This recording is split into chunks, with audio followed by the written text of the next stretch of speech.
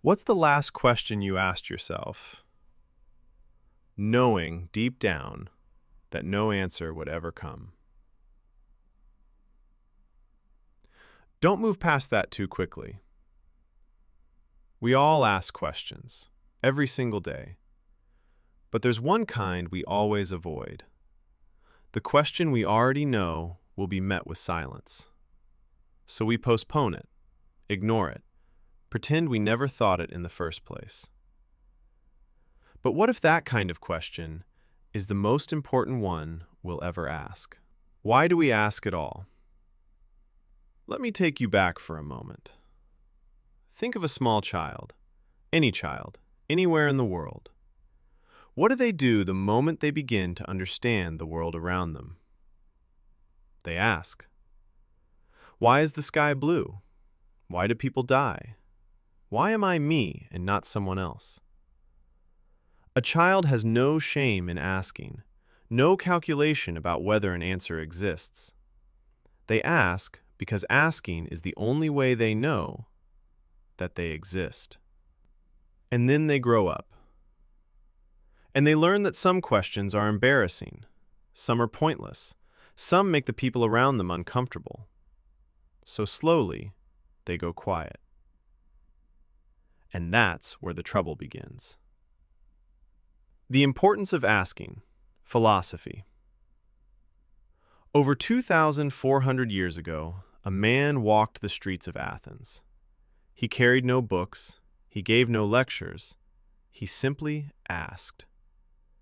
His name was Socrates.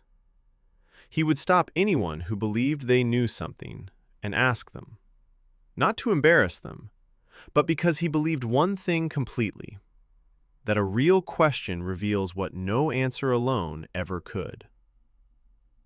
Socrates wrote nothing, left no books, no theories. He left something deeper, a way of thinking built on one question, endlessly renewed. Are you really sure? Centuries later, Immanuel Kant gave humanity 3 questions he said defined what it means to be human. What can I know? What should I do? What may I hope for? Kant never believed these questions would be fully answered, but he saw that the person who carries them, who lives inside them, lives an entirely different life from the one who runs away. Then came Heidegger in the 20th century, with a sentence that sounds simple until it lands. Questioning is the piety of thought. Piety, not a tool, not a method, piety, meaning the question itself is a sacred act, regardless of what follows. The importance of asking, psychology. But perhaps philosophy feels distant. Let's come closer.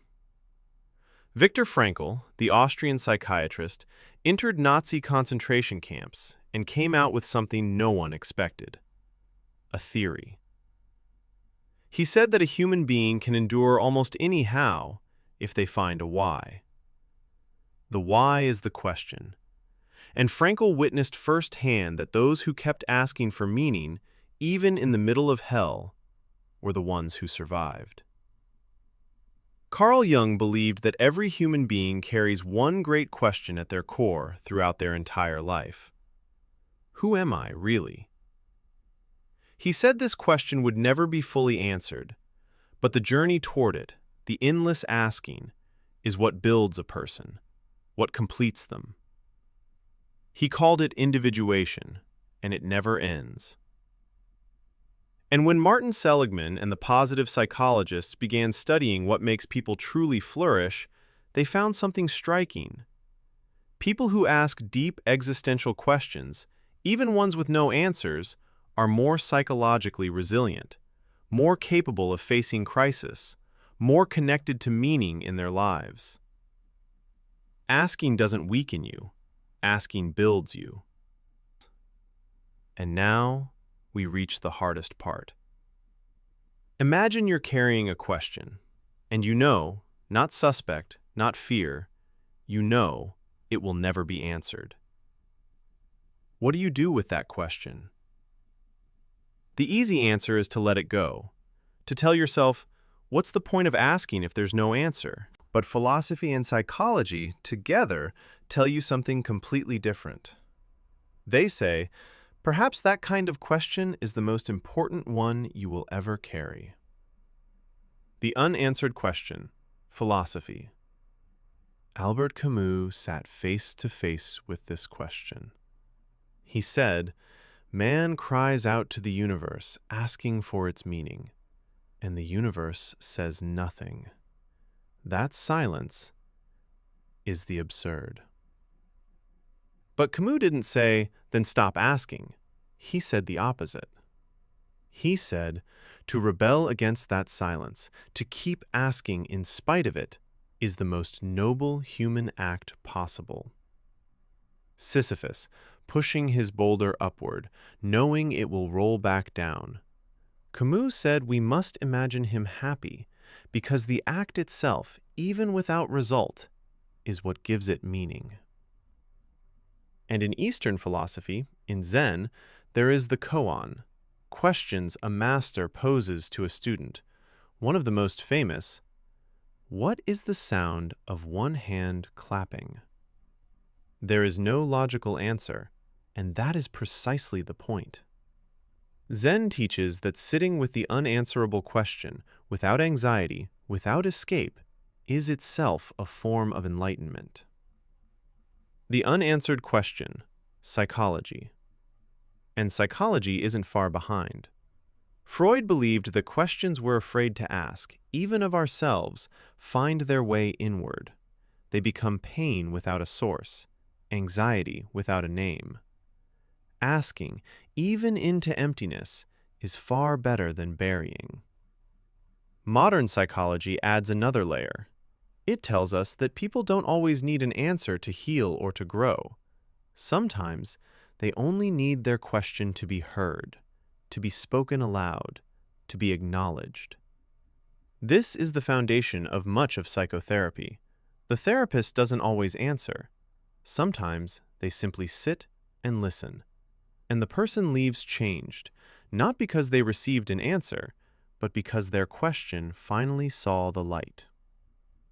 Frankl returns here once more. He said the darkest moment for a human being isn't when they can't find an answer. It's when they stop asking. Because asking means you're still searching, and still searching means you still believe that something out there is worth searching for.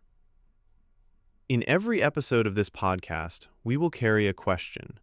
Some will find answers, some will not. But we will ask them anyway, because Socrates taught us that questions reveal, Kant taught us that questions define, Heidegger taught us that questions are sacred, Camus taught us that questions are rebellion, and Frankl taught us that questions are life.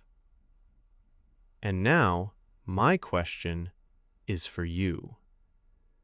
What is the question you've been carrying for far too long and haven't yet found the courage to ask?